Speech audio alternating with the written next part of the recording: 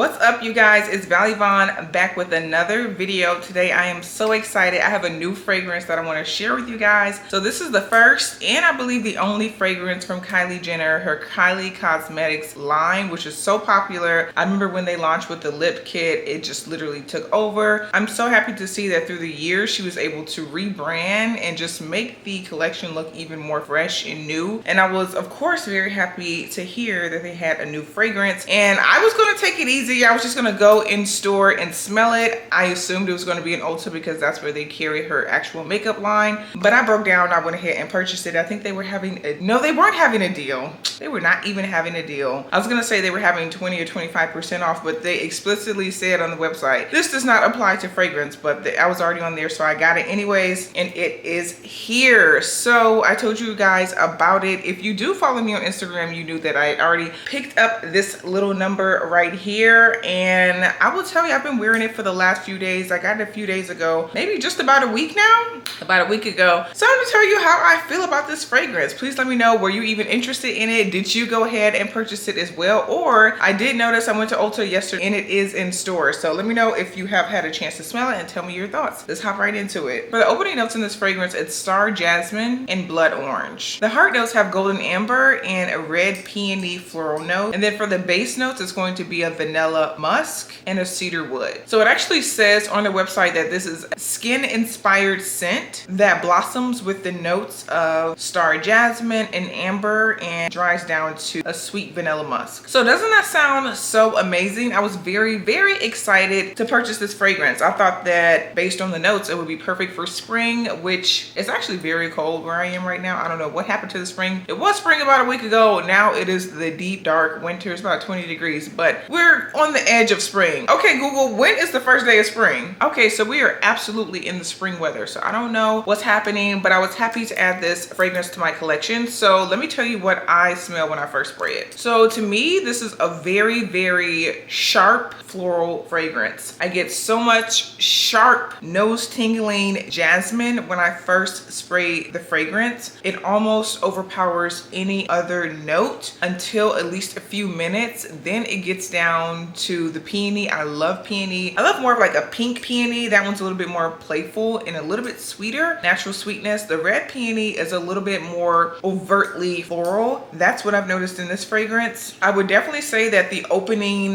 the sharpness of this jasmine floral paired with the blood orange, it is very attention getting in the sense that it like awakens you. It startled me. I should say that. It almost off-put me because that combination is just extremely floral. It almost gives like church vibes, like that church floral that's very strong. But then that disappears quickly, which I'm a fan of. I wouldn't be able to take this scent at all if that stayed around. Now, what I enjoy the most about this fragrance are the heart notes, of course. But the thing that really redeems this fragrance for me happens to be the peony. It is a different take on a peony. Again, it's a little bit more pronounced than I'm used to, less playful, which I'm shocked because I thought it would be even more playful since Kylie Jenner audience is a little bit younger, I would assume. But this is definitely someone in their mid-20s to, I would say, like their 50s. This is definitely a little bit more grown than I would expect. Now, is it the grownest of them all? No, but it's definitely a little bit more grown than I would expect in a fragrance because of those very prominent floral notes, because of the jasmine and because of the red peony. Also, it has in the heart notes the golden amber. Amber really adds depth to fragrances. I think that it really elevates fragrances. It can make them smell even more luxurious. So I think that that's good to add this to this fragrance because otherwise I definitely could see this just smelling like a very generic floral kind of fragrance. And it is teetering on the edge of that, but there are some redeeming notes, some redeeming qualities like the peony. It keeps it from smelling a little bit too just generic floral spring fragrance type. The amber helps it a little bit. But I think that the thing that people will enjoy the most is the vanilla musk, which it dries down to. It takes at least about 3 to 5 minutes to dry down to that, and you are left with that vanilla amber scent with just a slight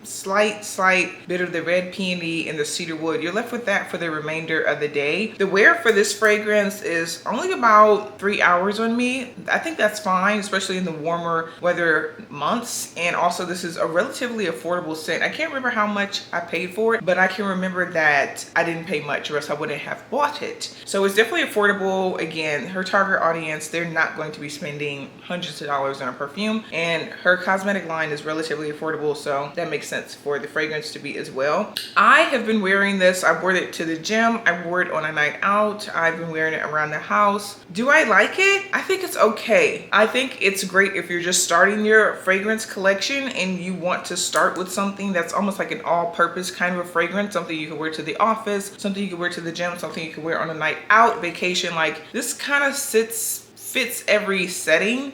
So for that reason, I think it's great for people who are just starting their collection. Is it something you have to have? Absolutely not.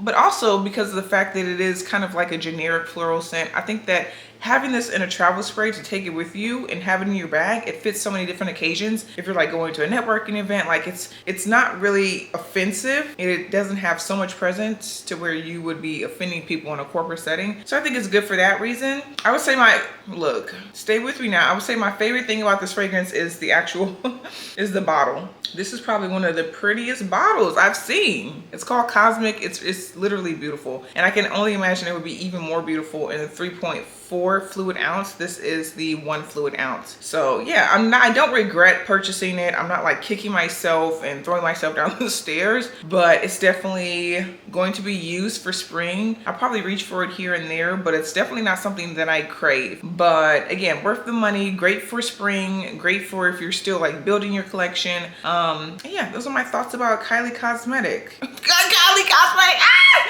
Kylie Cosmetic, that's what look, girl, what is the name of this scent? But yeah, those are my thoughts. Please, again, let me know, what do you think? Is this on your radar? Are you gonna purchase it? Is it gonna take you to the moon, Kylie Cosmic? Let me know, comment below, and also let me know if I missed anything, if you have any more questions about this scent. All right, peace.